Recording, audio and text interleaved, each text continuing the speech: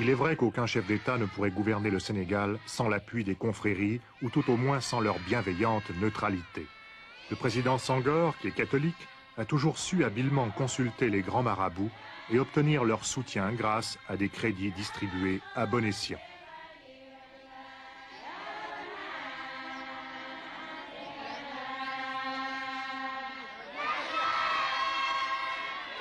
Des fêtes mystiques ont pour but de raviver l'ardeur religieuse des habitants de Sindian, un petit village de Brousse récemment converti à l'islam. Cette cérémonie se veut la reconstitution de scènes de l'Ancien Testament, ici le buisson ardent.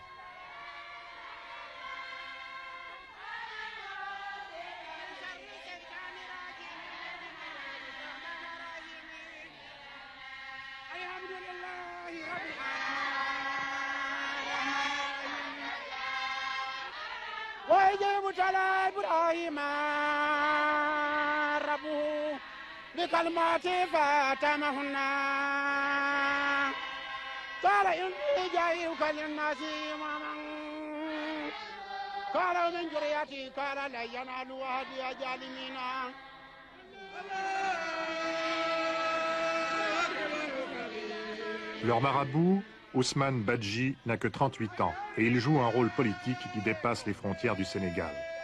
Il a eu la révélation mystique à l'âge de 27 ans. Devenu le disciple d'un sage musulman, il a vécu 3 ans dans le désert avant de revenir dans sa tribu d'origine qui pratiquait le culte animiste.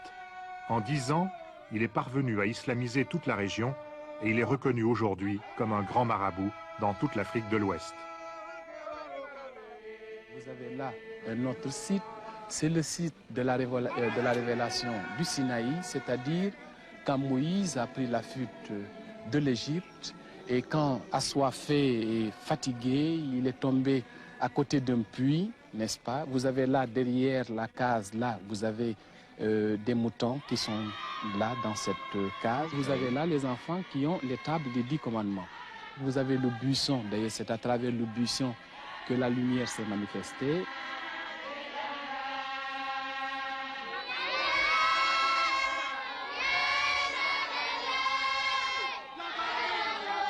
Et quand je suis venu ici, c'était une place qui était considérée comme une place divine. La première des choses que j'ai faites, la destruction des fétiches. Mais en laissant des traces quand même, pour l'histoire et pour l'avenir. En démontrant que l'homme qui va, en quelque sorte, découper une branche et faire de cette branche une idole, ne veut pas parler de l'arbre, tant bien de l'idole.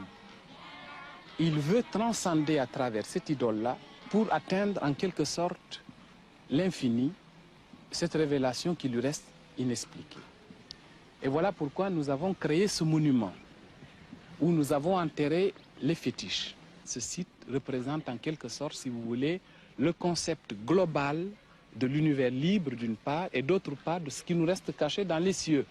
Et que ça soit européen, que ça soit hindou, que ça soit chinois, que ça soit n'importe quelle race, la race a besoin de transcender et à travers sa conception, elle peut transcender à travers une église, à travers une mosquée, à travers un arbre, à travers un buisson.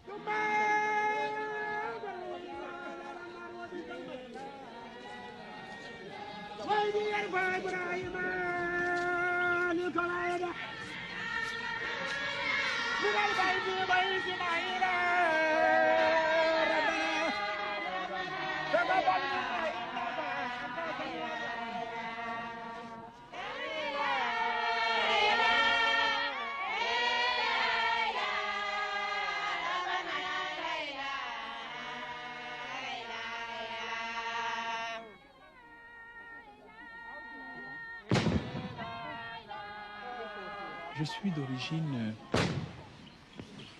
de l'ancienne dynastie du Gabou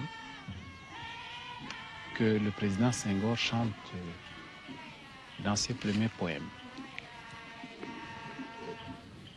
C'est une dynastie qui a des origines qui viennent de l'Égypte.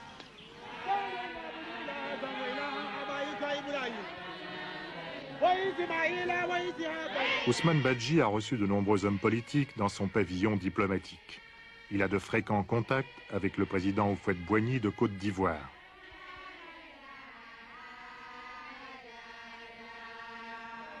Senghor est lui-même venu chercher son appui lors de la dernière campagne présidentielle. Badji prétend être à l'origine de la réconciliation entre la Guinée et le Sénégal. Il a soutenu aussi des mouvements de libération marxistes en Guinée-Bissau et en Angola. Est-ce qu'on peut dire que vous êtes devenu un grand marabout, mais en même temps vous êtes plus que ça? Enfin, comment est-ce qu'on peut vous définir maintenant? Il me sera difficile de me préciser d'une part, et d'autre part, je laisse à l'histoire, n'est-ce pas, le soin de déterminer ou de donner l'appellation de l'homme que suis-je. En quelque sorte, ce que je fais était une révolution individuelle, personnelle, mais qui m'a dépassé, qui finalement s'est traduite à travers la révolution collective et la révolution de notre société elle-même. Est-ce que vous vous considérez vous-même comme un grand marabout? Je refuse le nom du marabout, mais plutôt comme un homme qui est au service des aspirations profondes, n'est-ce pas, des autres hommes. Parce que dès le départ de ma révolution, ce que j'ai tenu justement à insérer dans mon propre évolution, c'est que je mettais l'homme au-dessus de la religion et au-dessus de tout. Donc tout commence pour moi par l'homme et tout se termine pour moi par l'homme. Mais pour les gens de votre région qui vivent dans ces villages, qui êtes-vous pour eux? Un chef religieux? Non seulement ils me vénèrent, ils vont même au-delà de cette vénération, c'est-à-dire ils ont un esprit fanatique, si vous voulez bien. Mais moi, personnellement, je ne tiens pas compte, n'est-ce pas, de la considération qu'ils peuvent porter. C'est des aspirations du peuple, ils peuvent le penser, ils peuvent agir méthodiquement à travers ce qu'ils pensent. Mais ce qui est important pour moi, c'est que je reste toujours l'homme, c'est-à-dire au service des aspirations profondes de l'homme et de la société. Non pas une société localisée telle que le continent, mais dans un concert de l'univers libre, comme je l'ai appris dans le désert.